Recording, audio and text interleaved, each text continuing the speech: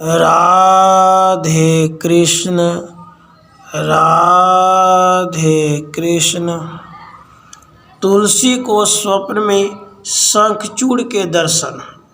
शंखचूड़ तथा तुलसी के विवाह के लिए ब्रह्मा जी का दोनों को आदेश। तुलसी के साथ शंखचूड़ का गांधर्व विवाह तथा देवताओं के प्रति उसके पूर्व जन्म का स्पष्टीकरण। भगवान नारायण कहते हैं, नारद, एक समय की बात है, वृषध्वज की कन्या तुलसी अत्यंत प्रसन्न होकर शयन कर रही थी। उसने स्वप्न में एक सुंदर वेश वाले पुरुष को देखा। वह पुरुष अभी पूर्ण नवयुवक था। उसके मुख पर मुस्कान छाई थी। उसके संपूर्ण अंगों में चंदन का अनुलेपन था। रत्नमय आभूषण उसे सुशोभित कर रहे थे। उसके गले में सुंदर माला थी। उसके नेत्र भरमर तुलसी के मुख कमल का रसपान कर रहे थे। मुने, यों स्वप्न देखने के पश्चात तुलसी जगकर विषाद करने लगी। इस प्रकार तरुण अवस्था से संपन्न वह देवी वहीं रहकर समय व्यतीत कर रही थी। और नारद उसी समय महायोगी शंखचूड़ का बद्री वन में आगमन हो गया। वैश्यव्य मुनि की कृपा से भगवान श्री कृष्ण का मनोहर मंत्र उसे प्राप्त हो चुका था। उसने पुष्कर क्षेत्र में रहकर उस मंत्र को सिद्ध भी कर लिया था। सर्वमंगलमय कवच से उसके गले की शोभा हो रही थी। ब्रह्मा उसे अभिलिषित वर दे चुके थे और उन्हीं की आज्ञा से वह वहाँ आया भी था। वह आ रहा था, तभी तुलसी की दृष्टि उस पर पड़ गई। उसकी सुंदर कमनीय कांति थी। उसकी कांति श्वेत चंपा के समान थी। रत्नमय अलंकारों से वह अलंकृत था। उसके मुख की शोभा शरद पूर्णिमा के चंद्रमा की तुलना कर रही थी। नेत्र ऐसे जान पड़ते थे मानो शरद काल के प्रफुल्ल कमल हो। दो रत्नमय कुंडल उसके गंडस्थल की छवि बढ़ा रहे थे।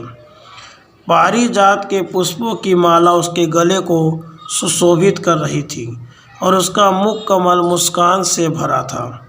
कस्तूरी और कुमकुम से युक्त सुगंधपूर्ण चंदन द्वारा उसके अंग अनुलिप्त थे। मन को मुग्ध कर देने वाला वह शंखचूड़ अमूल्य रत्नों से बने हुए विमान पर विराजमान था। इस शंखचूड़ को देखकर तुलसी ने वस्त्र से अपना मुख ढक लिया। कारण लज्जावश उसका मुख नीचे की ओर झुक गया था। शरद पूर्णिमा के चंद्रमा उसके निर्मल दिव्य चंद्र जैसे मुख के सामने तुच्छ थे। अमूल्य रत्नों से बने हुए नूपुर उसके चरणों की शोभा बढ़ा रहे थे। वह मनोहर त्रिवल्ली से संपन्न थी। सर्वोत्तम मणि से निर्मित करधनी सुंदर शब्द करती हुई उसकी कमर में सुशोभित थी।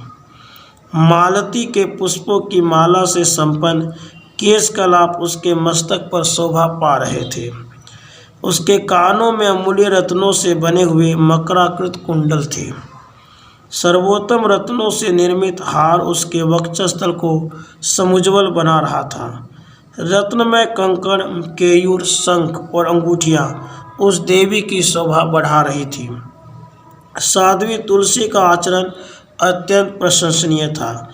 ऐसे भव्य शरीर से शोभा पाने वाली उस सुंदर तुलसी को देखकर शंखचूड़ उसके पास आकर बैठ गया और मीठे शब्दों में बोला। शंखचूड़ ने पूछा, देवी, तुम कौन हो? तुम्हारे पिता कौन हैं? तुम अवश्य ही संपूर्ण स्त्रियों में धन्यवाद एवं समादर की पात्र हो। समस्त मंगल प्रदान करने वाली कल्याणी तुम वास्तव में हो कौन? सदा सम्मान पाने वाली सुंदरी, तुम अपना परिचय देने की कृपा करो। नारद, सुंदर नेत्रों से शोभा पाने वाली तुलसी ने शंखचूड़ के ऐसे वचन को सुनकर मुख नीचे की ओर झुकाकर उससे कहना आरंभ किया। तुलसी ने कहा, भद्र पुरुष, मैं राजा धर्मध्वज की कन्या हूँ। तपस्या करने के विचार से इस तपोवन में ठहरी हुई हूँ। तुम कौन हो? यहाँ से सुखपूर्वक चले जाओ, क्योंकि उच्च कुल की किसी भी अकेली साध्वी कन्या के साथ एकांत में कोई भी कुलीन पुरुष बातचीत नहीं करता, ऐसा नियम मैंने श्रुति में सुना है। जो कलुषित कुल में उत्पन्न है तथा जिसे धर्म शास्त्र एवं श्रुति का अर्थ सुनने का कभी सुअवसर नहीं मिला, वह दुराचारी व्यक्ति ही कामी बनकर परस्त्री की कामना करता है। स्त्री की मधुर वाणी में कोई सार नहीं रहता, वह सदा अभिमान में चूर रहती है। वास्तव में वह विष से भरे हुए घड़े के समान है, परंतु उसका मुख ऐसे जान पड़ता है मानो सदा अमृत से भरा हुआ हो। संसार रूपी कारागार में पकड़ने के लिए ही वह सांकल है। स्त्री को इंद्रजाल स्वरूपा तथा स्वप्न के समान मिथ्या कहते हैं। बाहर से तो वह अत्यंत सुंदरता धारण करती है, परंतु उसके भीतर का अंग कुत्सित भावों में भरे रहते हैं। उसका शरीर विष्ठा, मूत्र, पीप और मल आदि नाना प्रकार की दुर्गंधपूर्ण वस्तुओं का आधार है। रक्त रंजित तथा दोषयुक्त यह शरीर कभी पवित्र नहीं रहता। सृष्टि की रचना के समय ब्रह्मा ने मायावी व्यक्तियों के लिए इस माया स्वरूपिणी स्त्री का सृजन किया है। मोक्ष की इच्छा करने वाले पुरुषों के लिए यह विष का काम करती है, अतः मोक्ष चाहने वाले व्यक्ति उसे देखना भी नहीं चाहते। नारद शंखचूड़ से इस प्रकार कहकर तुलसी चुप हो गई। तब शंखचूड़ हंसकर कहने लगा। शंखचूड़ ने कहा, देवी, तुमने जो कुछ कहा है वह असत्य नहीं है, पर अब मेरी कुछ सत्य असत्य मिश्रित बातें सुनने की कृपा करो। विधाता ने दो प्रकार की स्त्रियों का निर्माण किया है, वास्तव स्वरूपा और दूसरी कृत्या स्वरूपा। दोनों एक समान मनोहर होती है, पर एक को प्रशस्त कहते हैं और दूसरे को अप्रशस्त। लक्ष्मी, सरस्वती, दुर्गा, सावित्री और राधिका ये 5 देवियां सृष्टि सूत्र हैं, सृष्टि का मूल कारण है। इन आद्या देवियों के प्रादुर्भाव का प्रयोजन केवल सृष्टि करना है। इनके अंश से प्रकट गंगा आदि देवियां वास्तव रूपा कहलाती हैं। इनको श्रेष्ठ माना जाता है। ये यशा स्वरूपा और संपूर्ण मंगलों की जननी है। शत्रुपा, देवहूति, सवधा, स्वाहा, दक्षिणा, छायावती, रोहिणी, वरुणानी, शची, कुबेर पत्नी, अदिति, दीति, लोपामुद्रा, अनसुया, कोटिवी, तुलसी, अहल्या, अरुंधति, मेना, तारा, मंदोदरी, दमयंती, वेदवती, गंगा, मनसा, पुष्टि, तुष्टि, स्मृति, मेधा, कालिका, वसुंधरा, षष्ठी, मंगलचंडी, धर्मपत्नी, मूर्ति, स्वस्ति, श्रद्धा, शांति, कांति, क्षमा, निद्रा, तंद्रा, सुधा, पिपासा, संध्या, दिवा, रात्रि, संपत्ति, धृति, कीर्ति, क्रिया, शोभा, प्रभा और शिवा। स्थिर रूप में प्रकट ये देवियाँ प्रत्येक युग में उत्तम मानी जाती हैं। जो स्वर्ग की दिव्य अप्सराएँ हैं वे कृत्या स्वरूपा है, उन्हें अप्रशस्त कहा गया है। अखिल विश्व में पुंसचली रूप से विख्यात है। स्त्रियों का जो सत्व प्रधान रूप है वही स्वभावतः शुद्ध है, उसी को उत्तम माना जाता है। विश्व में इन साध्वी रूपी स्त्रियों की प्रशंसा की गई है। विद्वान पुरुष कहते हैं इन्हीं को वास्तव रूपा जानना चाहिए। कृत्या स्त्रियों के 2 भेद हैं, रजो में रूपा और तमो में रूपा। सुंदरी जो रजो में रूप वाली स्त्रियां, उनमें निम्नांकित कारणों से ही साधीपन रहता है, पर पुरुषों से मिलने के लिए स्थान का न होना, अवसर न मिलना, किसी मध्यवर्ती दूत या दूती का न होना, शरीर में क्लेश का होना, रोग का होना, सत्संग का लाभ होना, बहुत से जन समुदाय वाले घी रहना, शत्रु अथवा राजा से भय का प्राप्त होना, इन्हीं कारणों से वे अपनी सतीत्व की रक्षा कर पाती है। मनीषी पुरुष का कथन है कि स्त्रियों का यह रूप मध्यम है। जो तमो में रूप वाली स्त्रियां हैं उन्हें कुमार्ग पर जाने से रोक पाना बहुत कठिन होता है। विद्वानों के मत में यह स्त्रियों का अधम रूप है। देवी, तुमने जो कहा है, सत और असत का विचार रखने वाले कुलीन पुरुष निर्जन, निर्जल अथवा एकांत स्थान में किसी पर स्त्री से कुछ भी नहीं पूछते, सो ठीक है, मैं भी यही मानता हूँ। परंतु शोभने, मैं तो इसे ब्रह्मा की आज्ञा पाकर ही तुम्हारे कार्य साधन के लिए तुम्हारे पास आया हूँ और गांधर्व विवाह की विधि के अनुसार तुम्हें अपनी सधर्मिणी बनाऊंगा। देवताओं में भगदड़ मचा देने वाला शंखचूड़ मैं ही हूँ। धनु वंश में मेरी उत्पत्ति हुई है। विशेष बात तो यह है कि मैं पूर्व जन्म में श्रीहरि के साथ रहने वाला उन्हीं का अंश सुदामा नामक गोप था। जो प्रसिद्ध 8 गो भगवान के स्वयं पार्षद थे, उनमें एक मैं ही था। देवी राधिका के हिसाब से इस समय मैं दानवेंद्र बना हूँ। भगवान श्री कृष्ण का मंत्र मुझे इष्ट है, अतः पूर्व जन्म की बातों को मैं जान पाता हूँ। तुम भी पूर्व जन्म में श्री कृष्ण के पास रहने वाली तुलसी थी।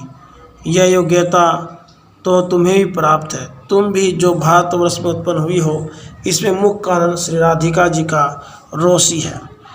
मुनिवर जब इस प्रकार कहकर शंखचूड़ चुप हो गया, उस समय तुलसी का मन हर्ष से उल्लसित हो उठा। उसके मुख पर मुस्कुराहट छा गई। तब उसने यूँ कहना आरंभ किया। तुलसी ने कहा, इस प्रकार के सद्विचार से संपन्न विज्ञ पुरुष ही विश्व में सदा प्रशंसित होते हैं। स्त्री ऐसे ही सतपति की निरंतर अभिलाषा करती है।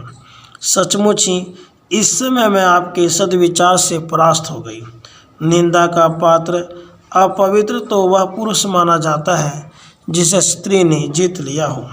स्त्री जीत मनुष्य की तो पितर, देवता, बांधव सभी निंदा करते हैं। यहाँ तक कि माता, पिता तथा भ्राता भी मन ही मन तथा वाणी द्वारा भी उसकी निंदा करने से नहीं चूकते। जिस प्रकार जन्म तथा मृत्यु के शौच में ब्राह्मण 10 दिनों पर शुद्ध हो जाता है, क्षत्रिय 12 दिनों पर और वैश्य 15 दिनों पर शुद्ध होते हैं तथा शूद्रों की शुद्धि 1 महीने पर होती है, वैसे ही गांधर्व विवाह संबंधी पति पत्नी की संतान भी समयानुसार शुद्ध हो जाती है। उसमें वर्ण संकर दोष नहीं आ सकता। यह बात शास्त्रों में प्रसिद्ध है। स्त्री जीत मनुष्य की तो आजीवन शुद्धि नहीं होती। चिता पर जलते समय ही वह इस पाप से मुक्त होता है। स्त्री जीत मनुष्य के पिता उसके दिए हुए पिंड और तर्पण को इच्छापूर्वक ग्रहण नहीं करते। देवता भी उसके समर्पण किए हुए पुण्य और जल आदि के लेने में सम्मत नहीं होते।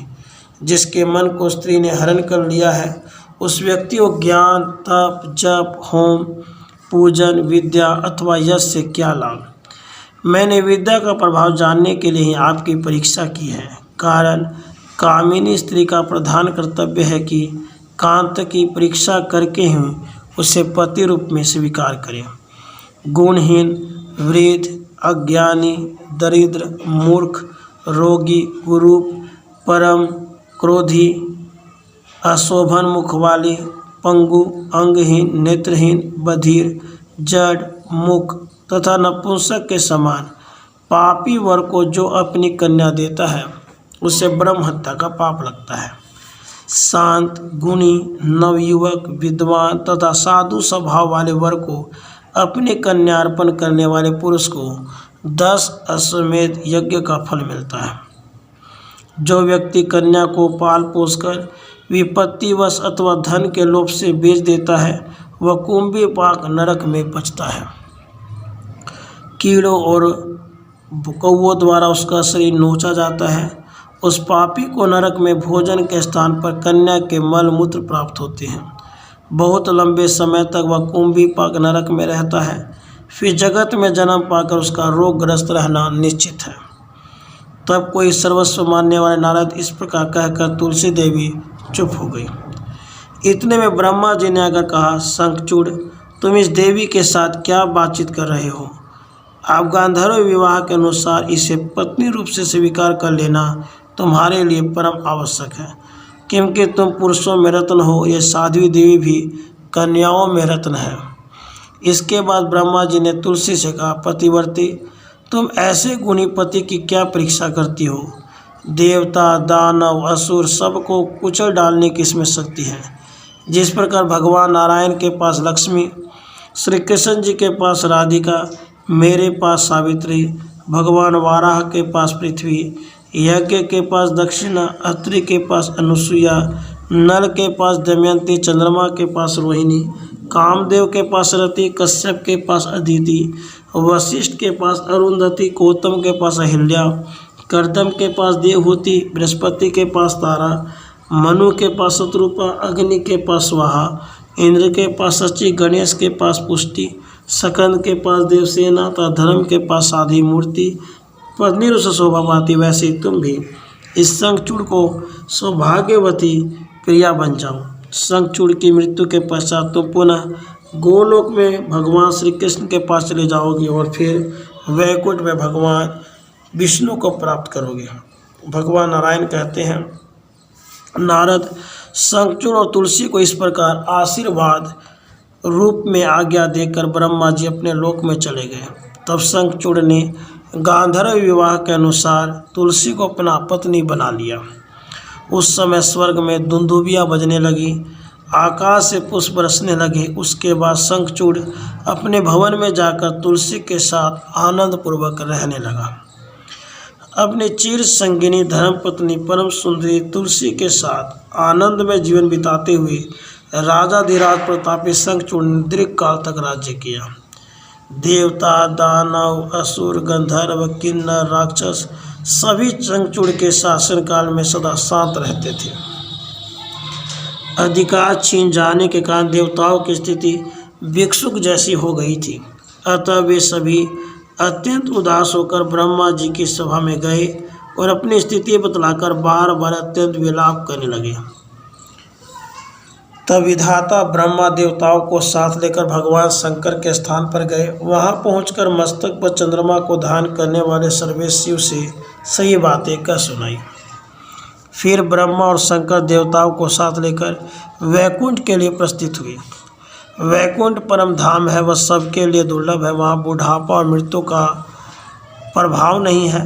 भगवान श्रीहरि के भवन का प्रवेश द्वार परम श्रेष्ठ है। वहाँ पहुंचकर रत्न में सिंहासन पर बैठे हुए द्वारपालों को जब देखा तब इन ब्रह्मा आदि देवताओं का मन आश्चर्य से भर गया। वे सभी परम सुंदर थे, सभी पीताम्बर धारण किए हुए थे, रत्न में आभूषण से विभूषित थे। सबके गले में दिव्य वनमाला लहरा रही थी। सुंदर शरीर श्याम रंग के थे। उनके शंख, चक्र, गदा और पद्म से सुशोभित 4 भुजाएं थी और प्रसन्न वदन मुस्कुराहट से भरे थे। उन मनोहर द्वारपालों के नेत्र कमल के समान विशाल थे। जब द्वारपालों से अनुमति पाकर ब्रह्मा क्रमशः 16 द्वारों को पार करके भगवान श्रीहरि की सभाएं पहुँचे। उस सभावन में चारों ओर देवर्षि तथा पार्षद विराजमान थे। सही पार्षदों की 4 भुजाएं थी। सबका रूप भगवान नारायण के समान था और सभी कौस्तुभ मणि से अलंकृत थे। वह सभा बाहर से पूर्ण चंद्रमंडल के आकार की गोल और भीतर से चौकोर थी। बड़ी मनोहर दिखाई देती थी। श्रेष्ठ रत्नों के सारभूत सर्वोत्तम दिव्य मणियों से उसका निर्माण हुआ था। हीरे के सार भाग से वह सजी हुई थी। श्रीहरि की इच्छा अनुसार बने उस भवन में अमूल्य दिव्य रत्न जड़े हुए थे। माणिक्य मालाएं जाली के रूप में शोभा दे रही थी और दिव्य मोतियों की झालरें उसकी शोभा बढ़ा रही थी। मंडलाकार करोड़ों रत्न में दर्पणों से वह शोभा सुशोभित थी। उसकी दीवारों में लिखित अनेक प्रकार के विचित्र चित्र उसकी सुंदरता बढ़ा रहे थे। सर्वोत्कृष्ट पद्म राग से निर्मित कृत्रिम कमलों से वह परम सुशोभित थी। उसकी दीवारों में लिखित अनेक प्रकार के विचित्र चित्र उसकी सुंदरता बढ़ा रहे थे। सर्वोत्कृष्ट पद्म राग मणि से निर्मित कृत्रिम कमलों से वह परम सुशोभित थी। समयंतक मणि से बनी हुई सैकड़ों सीढ़ियाँ उस भवन की शोभा बढ़ाती थी। रेशम की डोरी में गुथे हुए दिव्य चंदन वृक्ष के सुंदर पल्लव वंदनवार का काम दे रहे थे। यहाँ के खंभों का निर्माण इंद्रनील मणि से हुआ था। उत्तम रत्नों से भरे कलशों से संयुक्त वह सभा अत्यंत मनोरम जान पड़ती थी। पारिजात पुष्पों के बहुत से हार उसे अलंकृत किए हुए थे। कस्तूरी एवं कुमकुम से युक्त सुगंधपूर्ण चंदन के द्रव्य से वह भवन सुसज्जित तथा सुसंस्कृत किया गया था। सुगंधित वायु से वह सभा सब ओर से सुवासित थी। उसका विस्तार 1 सहस्र योजन था। सर्वत्र सेवक खड़े थे। वहाँ सभी कुछ दिव्य था। सभी उस भवन को देखकर मुग्ध हो गए। नारद भगवान श्रीहरि उस अनुपम सभा के मध्य भाग में इस प्रकार विराजमान थे मानो नक्षत्रों के बीच चंद्रमा हो। देवताओं सहित चंद्र ब्रह्मा और शंकर ने उनके साक्षात दर्शन किए। उस पर श्रीहरि दिव्य रत्नों से निर्मित अद्भुत सिंहासन पर विराजित थे। दिव्य किरीट, कुंडल और वनमालों ने उनकी छवि को और अधिक बढ़ा दिया था। उनके संपूर्ण अंग चंदन से अनुलिप्त थे। एक हाथ में कमल शोभा पा रहा था। भगवान का श्री विग्रह अतिशय शांत था। लक्ष्मी जी उनके चरण कमलों की सेवा में संलग्न थी। भक्त के दिए हुए सुवासित तांबूल को प्रभु चबा रहे थे। देवी गंगा उत्तम भक्ति के साथ सफ़ेद चंवर डुलाकर उनकी सेवा कर रही थी। उपस्थित समाज अत्यंत भक्ति विनम्र होकर उनका स्तुति गान कर रहा था। मुने ऐसे परम विशिष्ट परिपूर्णतम भगवान श्रीहरि के दर्शन प्राप्त होने पर ब्रह्मा प्रभृति समस्त भगवत भक्त देवता भयभीत से होकर भक्ति भाव से गर्दन झुकाए उन्हें प्रणाम करके स्तुति करने लगे। उस समय हर्ष के कारण उनके सर्वांग में पुलकावली छा गई थी। आंखों में आंसू भर आए थे और वाणी गदगद थी। परम श्रद्धा के साथ उपासना करके जगत के वे स्थापक ब्रह्मा जी ने हाथ जोड़कर बड़ी विनय के साथ भगवान श्रीहरि के सामने सारी परिस्थिति निवेदित की। श्रीहरि सर्वत्र एवं सबसे अभिप्राय से पूर्ण परिचित हैं। ब्रह्मा की बात सुनकर उनके मुख पर हंसी छा गई। उन्होंने मन को मुग्ध करने वाला अद्भुत रहस्य कहना आरंभ किया। भगवान श्रीहरि बोले, ब्राह्मण, यह महान तेजस्वी शंखचूड़ पूर्व जन्म में गोप था। यह मेरा ही अंश था। मेरे प्रति इसकी अटूट श्रद्धा थी। इसके संपूर्ण वृत्तांत से मैं पूर्ण परिचित हूँ। यह वृत्तांत एक पुराना इतिहास है। गोलोक से संबंध रखने वाले इस समस्त पुण्यप्रद इतिहास को सुनिए। शंखचूड़ उस समय सुदामा नाम से प्रसिद्ध गोप था। मेरे पार्षदों में उसकी प्रधानता थी। श्री राधा के साप ने उसे दानव योनि में उत्पन्न होने के लिए वश कर दिया। राधा अति करुणावती है। सखियों का तिरस्कार करने का राधा ने साप तो दे दिया, परंतु जब सुदामा मुझे प्रणाम करके रोता हुआ सभा भवन से बाहर जाने लगा, तब दयामयी राधा कृपावश तुरंत संतुष्ट हो गई। उनकी आंखों में आंसू भर आए। उन्होंने सुदामा को रोक लिया। कहा, वत्स, रुके रहो, मत जाओ। कहाँ जाओगे? तब मैंने उस राधा को समझाया और कहा, सभी धैर्य रखें। यह सुदामा आधे क्षण में ही साप का अपान करके पुनः लौट आएगा। सुदामन, तुम यहाँ अवश्य आ जाना। यूँ कहकर मैंने किसी प्रकार राधा को शांत किया। अखिल जगत के रक्षक ब्रह्मन, गोलोक के आधे क्षण में ही भूमंडल पर एक मनवंतर का समय हो जाता है। ब्रह्मन, इस प्रकार यह सब कुछ पूर्व निश्चित व्यवस्था के अनुसार ही हो रहा है। अतः संपूर्ण मायाओं का पूर्ण ज्ञाता अपार बलशाली योगी वह शंखचूड़ समय पर पुनः उस गोलोक में ही चला जाएगा। आप लोग मेरा यह त्रिशूल लेकर शीघ्र भारतवर्ष में चले। शंकर मेरे त्रिशूल से उस दानव का संहार करे। दानव शंखचूड़ मेरे ही संपूर्ण मंगल प्रदान करने वाले कवचों को कंठ में सदा धारण किए रहते हैं, इसीलिए वह अखिल विश्व विजयी हैं। ब्राह्मण, उसके कंठ में कवच रहते हुए कोई भी उसे मारने में सफल नहीं हो सकता। अतः मैं ही ब्राह्मण का वेश धारण करके कवच के लिए उसे याचना करूँगा। साथ ही जिस समय उसकी स्त्री का अस्तित्व नष्ट होगा, उसी समय उसकी मृत्यु होगी। यह आपने उसको वर दे रखा है, इसीलिए उसकी पत्नी के उदर में मैं वीर्य स्थापित करूँगा। मैंने निश्चित कर लिया है। वैसे तुलसी मेरी नित्य प्रिया है। इससे वस्तुतः मुझ सर्वात्मा कोई दोष भी नहीं होगा। उसी समय शंखचूड़ की मृत्यु हो जाएगी, इसमें कोई संदेह नहीं है। उसके बाद उस दानव की वह पत्नी अपने उस शरीर को त्याग कर पुनः मेरी प्रिय पत्नी बन जाएगी। नारद, इस प्रकार कहकर जगत प्रभु भगवान श्री हरि ने शंकर को त्रिशूल सौंप दिया। त्रिशूल लेकर रुद्र और ब्रह्मा सब देवताओं के साथ भारतवर्ष को चल दिए। राधे कृष्ण, राधे कृष्ण।